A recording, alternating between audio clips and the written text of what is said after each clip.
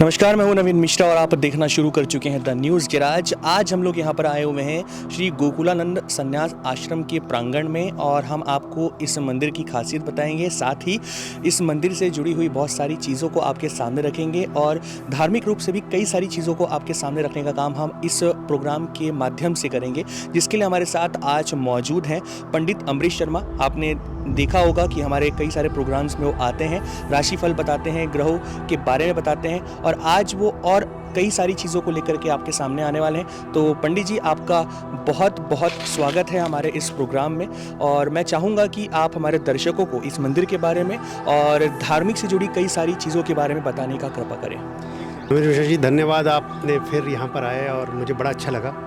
दरअसल ये गोकुलानंद संन्यास आश्रम की एक सबसे बड़ी खासियत यही है कि यहाँ पर सन्यासी ही रहते हैं, इसको गृहस्थ जो है ओन नहीं करता। तो ये हरिद्वार की एक संस्था है जिसके द्वारा ये जो है संचालित की जाती है और ये बहुत अच्छा, यहाँ रमणीक, आप देखिए यहाँ पर कितना शांति लग रही है, बहुत सुकून मिल रहा है। अनुष्ठान इत्यादि, पूजा पाठ इत्यादि के लिए बहुत अच्छा है। अभी आप नीचे आए होंगे तो देखा आपने कि मंत्रोच्चार चल रहा है, ब्राह्मण बैठे हैं, जाप अनुष्ठान कर रहे हैं। तो ये काफ़ी अच्छा और शांत वातावरण है जहाँ हम लोग ध्यान कर सकते हैं, पूजा कर सकते हैं, पाठ कर सकते हैं और रियली जब मन शांत होता है तो चीज़ें मिल ही जाती। कहते हैं ना, शांत जल में चेहरा देखना बड़ा इजी रहता है। बस उसी पर, जैसे कि आपने कहा कि हम जब यहाँ पर आए थे और हमने खुद ने भी देखा कि यहाँ पर मंत्रोच्चारण के साथ भगवान की पूजा पाठ शुरू थी, तो मंत्रोच्चारण के बारे में आप कुछ बताएं कि मंत्रोच्चारण से क्या फ़ायदे होते हैं और बाकी सारी चीज़ों को मैंने बताएं। देखिए, साइंटिफिकली मैं बताता हूँ क्योंकि आपका जो चैनल है वो बड़ा आधारहीन बातें पसंद नहीं करता, तो मैं आपकी पसंद के हिसाब से बता रहा हूँ। देखिए, साइंटिफिकली ये प्रूफ है कि आवाज़ कभी नहीं मरती। एक साउंड को एक एल्गोरिदम में या फिर एक साउंड का एक सिस्टम होता है, वो वर्क करता है। जैसे कि आप गौर करिए, आप दुखी हो और अचानक से आप एक गाना सुनते हैं किशोर कुमार का और आप रोने लगते हैं, आंसू आ जाते हैं क्योंकि आप उस फीलिंग से गुजर रहे होते हैं। ठीक उसी प्रकार से मंत्र का भी एक काम होता है, वो नाद के रूप में संचरित होता है और जिसका संकल्प बल होता है, इष्ट बल मजबूत होता है, उसके हिसाब से वो वर्क करता है। तो निश्चित ही उसमें लोगों का फ़ायदा होता है। साथ में जब आप शांति से बैठते हैं तो एक मेडिटेशन प्रोसेस होता है जिससे आप खुद को बूस्ट कर सकते हैं। आप कोई भी धर्म उठाइए, उस धर्म में दो तीन चीज़ें आपको बड़ी कॉमन मिलेगी। चुप होकर बैठना, संगीत, ये आपको दो चीज़ें हर धर्म में मिलेगी। आप चाहे अजान ले लें तो कितने सुर से बोली जाती है ना, मंत्र बोले कितने बिल्कुल बैलेंस बोला जाता है, गुरबाणी सुने कितना मीठा लगता है। तो आप कोई भी धर्म को लें, उसमें दो चीज़ें बिल्कुल मिलेंगी, एक तो संगीत और दूसरा ध्यान। और संगीत और ध्यान ये ईश्वर को पाने का बहुत अच्छा साधन है। और ईश्वर कौन? जो आपके अंदर रहता है, और आपके अंदर रहना मतलब आपको खुद को जानना।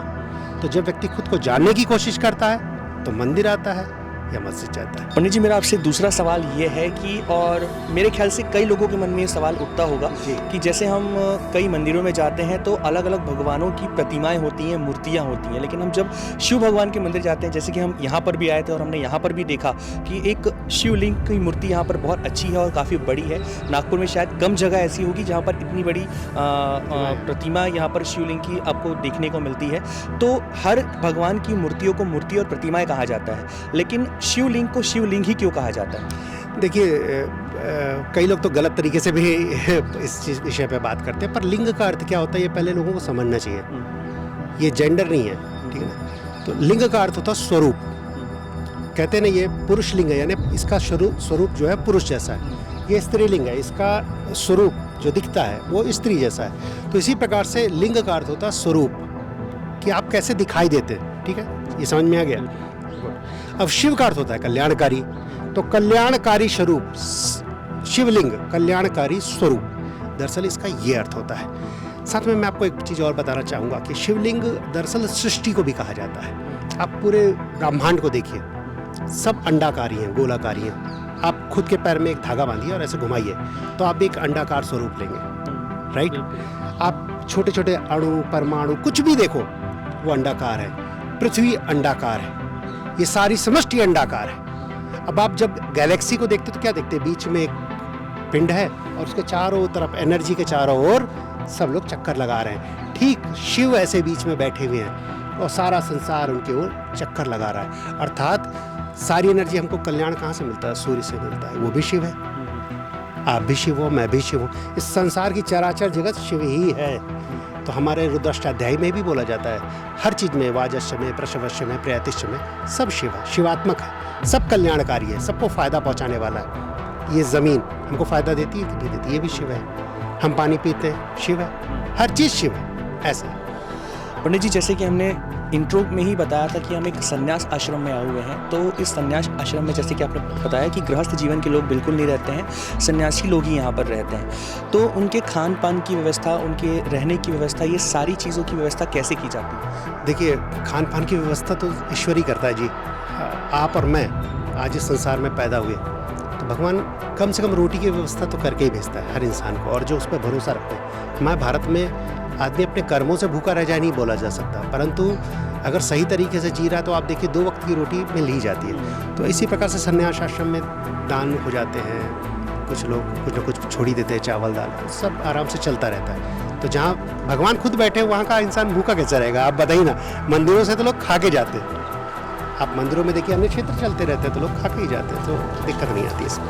तो ये थे पंडित अमरीश शर्मा जी, जिन्होंने हमें इस संन्यास आश्रम के बारे में और धार्मिक से जुड़ी कई सारी चीज़ों के बारे में ज्ञानवर्धक बातें बताई हैं। उम्मीद करता हूँ कि आपको हमारा ये प्रोग्राम ज़रूर पसंद आया होगा। अगर पसंद आया है तो हमारे चैनल को सब्सक्राइब करिए, लाइक करिए और ज़्यादा से ज़्यादा शेयर करिए। तब तक कि आप देखते रहिए द न्यूज़ गैराज।